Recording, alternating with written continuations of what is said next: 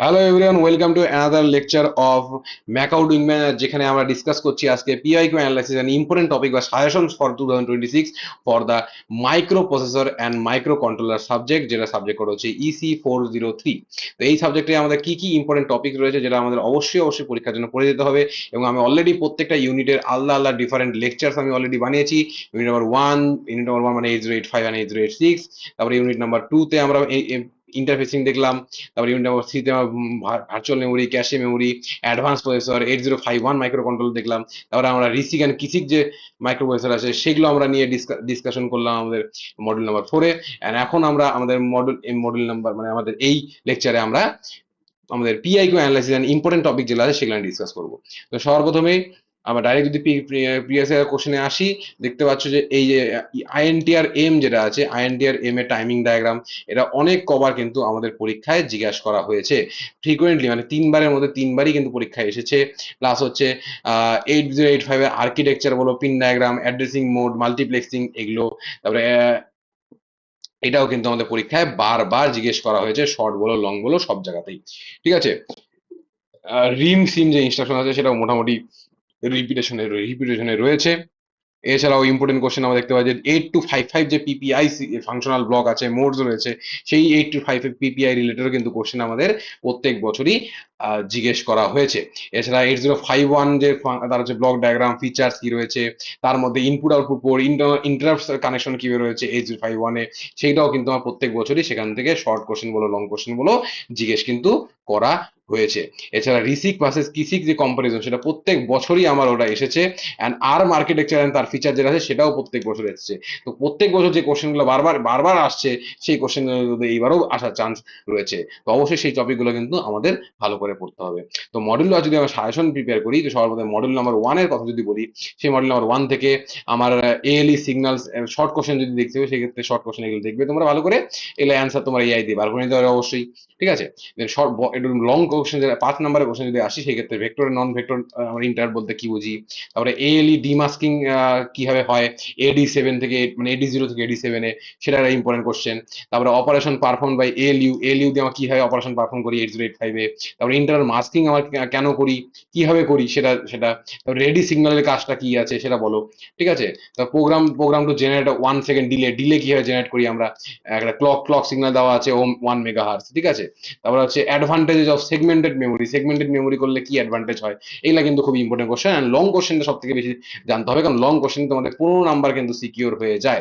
তো লং কোশ্চেনের মধ্যে কি আছে, timing diagram of INR instruction. কিন্তু আইএনআরটা তো প্রত্যেক বছর আসে, অল ইয়ারে এসেছে, এই বছর আছে, চান্স রয়েছে। তো শুধুমাত্র যে তুমি আইএনআরই এবার দেখবে এরকম না, আইএনআর সাথে বাকি ইনস্ট্রাকশনও তোমার এক দুটো দেখতে পারো, মুভ ইনস্ট্রাকশনে দেখে রাখবে। ঠিক আছে। কিছু কিছু কয়েকটা ইনস্ট্রাকশনে টাইমিং ডায়াগ্রাম দেখে রাখবে, তাহলে তোমাদের টাইমিং ডায়াগ্রাম কিভাবে ড্র করে সে জানতে পারবে। মানে টি স্টেট, অ্যাড্রেস বা ডাটা বাস, এএলই, তারপরে রেজিস্টার, মানে read write, input output, memory access, সেগুলো ভালো করে তোমরা দেখবে কিভাবে কোন সিগন্যাল গুলো করছে। সেটা আমি আমাদের প্রিভিয়াস ভিডিওতে আমি মোবাইল মডেল নাম্বার 1-এ আমি ডিসকাস করেছিলাম। তারপর ফিচার্স অফ 8085 ইন ডিটেল, এটা কিন্তু আমাদের 2023-24 সালে এসেছিল।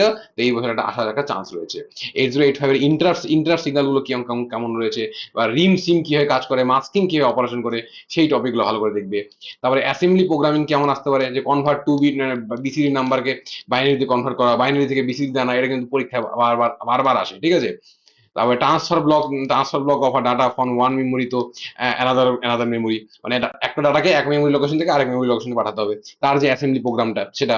তারপর calculate square of a number using lookup table use করে তোমাকে স্কোয়ার নাম্বার ক্যালকুলেট করা, এই টাইপের অ্যাসেম্বলি প্রোগ্রামগুলো কিন্তু আসবে।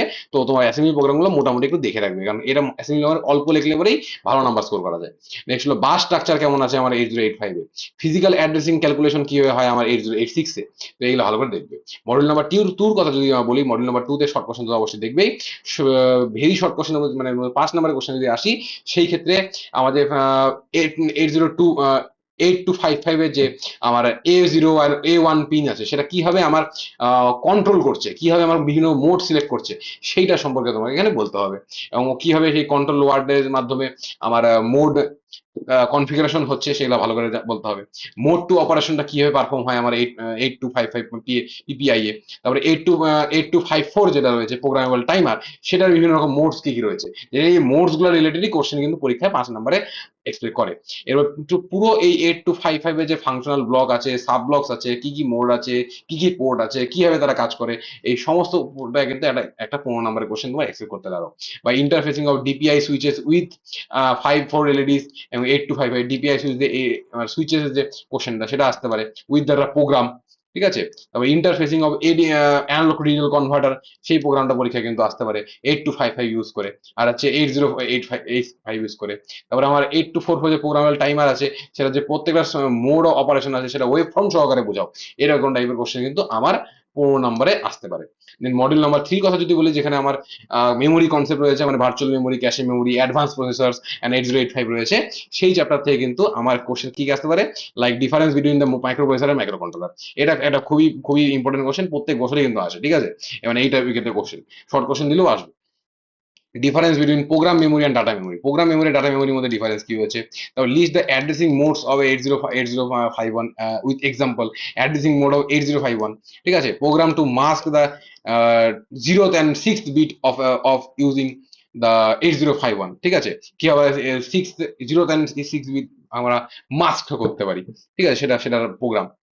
দেন লং কোশ্চেনে আমরা 8051 এর ব্লক ডায়াগ্রাম ফিচার্স আমরা দেখতে পারি, 8051 এর রেজিস্টার্স যেগুলো আছে সেগুলো কিভাবে কাজ করে, তারপরে এর RS0 and RS1 কিভাবে আমার রেজিস্টার ব্যাংক সিলেকশন করে, সেই জিনিসগুলো একটু ডিসকাস করা।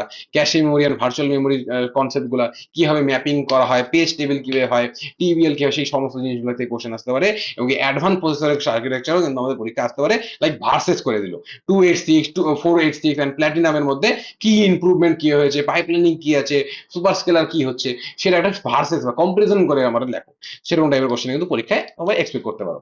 নেক্সট হচ্ছে মডেল নাম্বার 4 এ যদি যাই, মডেল নাম্বার 4 এ direct RISC and RISC processors and ARM processors তোমার সম্পর্কে পড়তে হবে। সেখানে সব ইম্পর্টেন্ট কোশ্চেন আমার 2-3 দিয়ে বেশি আছে না।